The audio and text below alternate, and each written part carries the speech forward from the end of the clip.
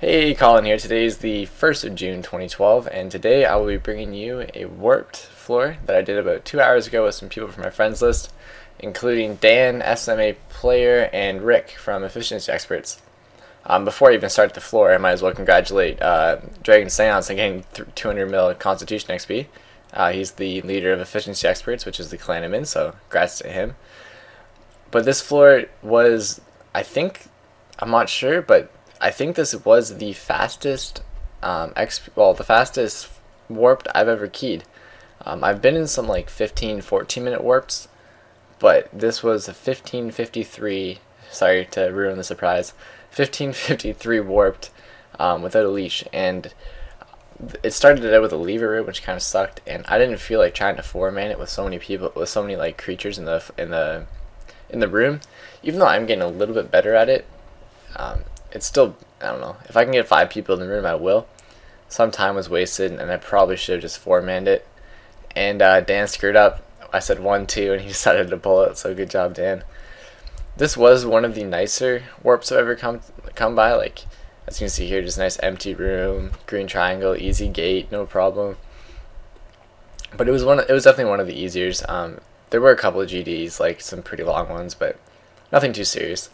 Before I did this floor, I was doing SLs with multiple leeches actually, and well, not multiple in the same floor, but like I was switching between leeches, just because I only have 5 abandons every single time. Like when I'm suiciding, I don't want to be suiciding without prestige bonus. Like if I have prestige, I might get 40k from an abandon from an occult, but if I don't, then I'm only going to get like 6k XP. And making 1 mil to do an abandon for 6k XP is honestly not worth my time. As stuck up as that sounds, it's not worth me doing. So I think for each time I prestige, I'm going to just simply do 5 abandons. Like I'll sell my 5 abandons. There's no need to do them like hero. I might do a couple of heroes. Those are fun to see how fast we can do them. My record still holds like 12 minutes or something for abandoned, just 5-man sui. But yeah, I don't really like. It's. I know it's bad for people to hear that who are my leashes, but I don't like. It's not worth my time anymore. Like when I started suiciding, I was level 90 Dungeoneering, and this was in probably December, I'd say, and I haven't like raised my prices or anything since then. And it's to the point now where I can make better money, or the XP I'd be getting elsewhere would be better.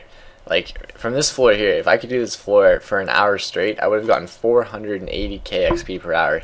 And Dragon Seance told me earlier that the quickest XP per hour that you can get in Dungeoneering is about 400 to 500k XP per hour, and that's based on doing warps, and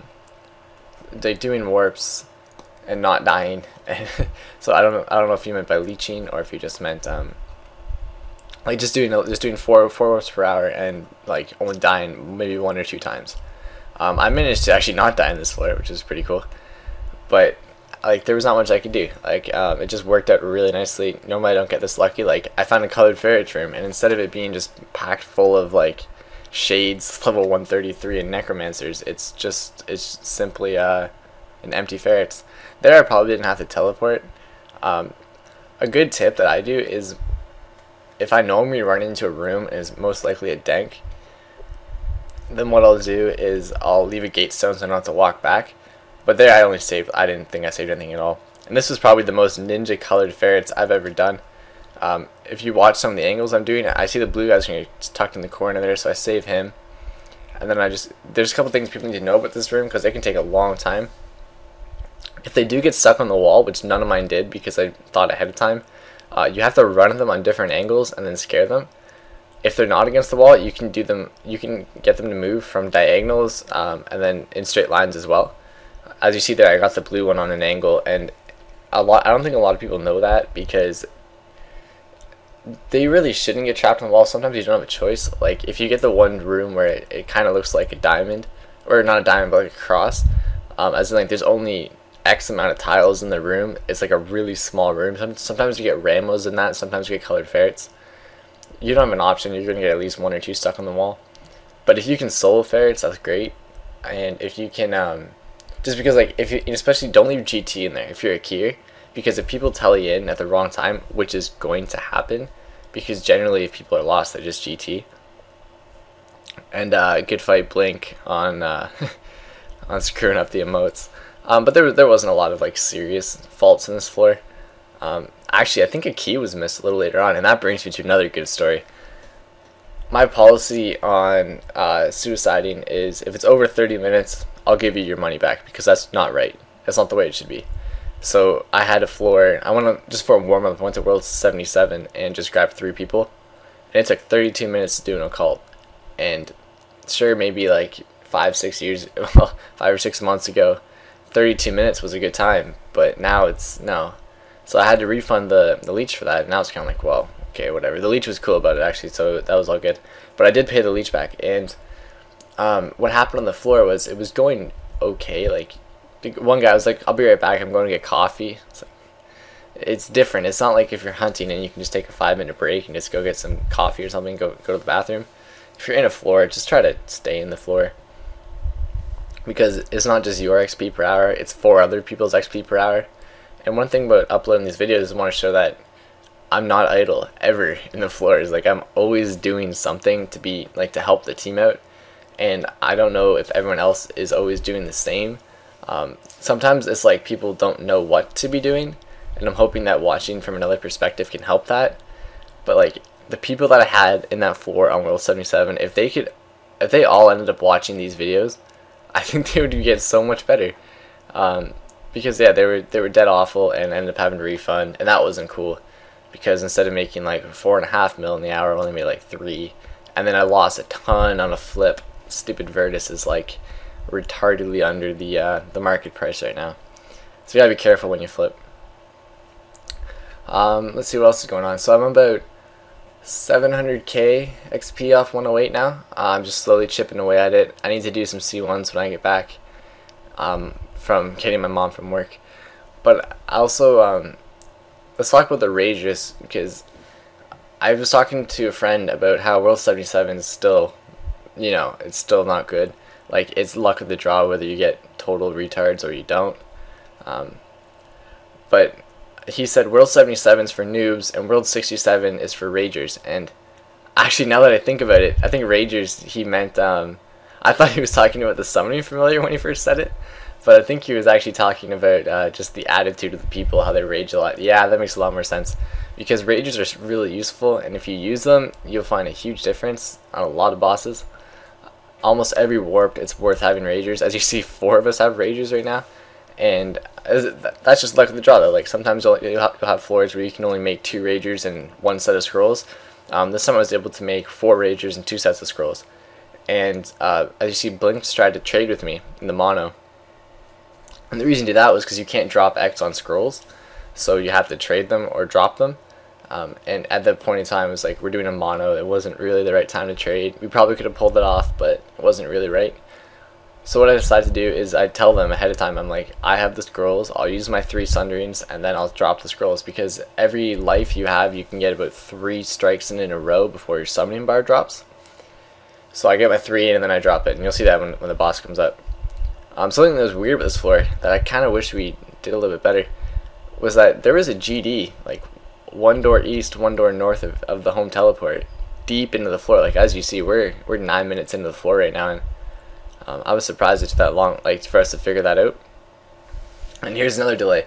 Dan gated the boss, which was in the northeast corner, and then he ran to the northwest. And I asked him to MGT because we're all idle, and he does. It didn't take long for him to do so. But we were idle for a little bit. Like, we probably could have cut that out. That was about 20 seconds, and this is on 1.5 times speed. But it was about 20-second loss, which isn't a big deal. And I do gate the altar, not because I'm a prod, just because I realized, like, my intentions were to die this floor. Like, as you see, I have 1 salvia. Like, I'm not prodding at all. But I was just getting ready for the boss, and like, I didn't have a gate. I had no reason to gate anything because there was no paths, and then we were at an altar, so there's really no problem in doing that. Had I had something else, however, I would not have gated the boss. So this boss is really, really easy to do now. We pretty much have it locked down. I almost wish I didn't gate the altar, so I could have used the gating the corner and then running corner to corner ninja trick. As you see, I'm praying range, but I think I only need to pray range when me. I should have been praying soul split, which I did just switch to. But if you're praying soul split when it's not attacking you, you can gain a serious amount of HP back with Dungeoneering. Like if you look at the boss, it is just getting split apart. At the same time, Dan is doing a GD, or he's just finishing up the path, and we end up running into 100 pot doors, so it's not a full 13%. But no one had the herb, and this time was pretty good, so we didn't feel like finishing it. And as you can see, like I'm low on HP, and I'm like halfway down on my prayer too, so it's not like I'm prodding in any way. Like I'm using just enough to get me through without dying. And I think that's something that we kind of need to work on as a community of people watching these videos.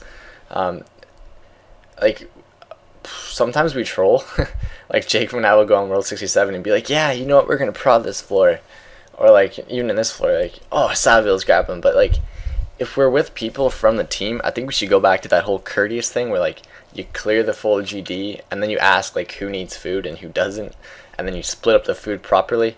I don't mean like waste time doing so, like we're not gonna sit there and divvy out food. I just mean like just be conscious of what's going on. You know, if someone's taking 2 deaths, like leave them a bit of food. But this floor is just about to end now, so we're gonna get to see the final time.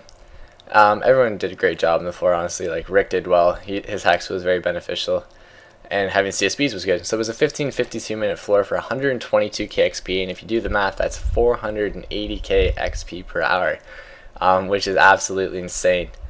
But as always, guys, thanks for watching and have a good one.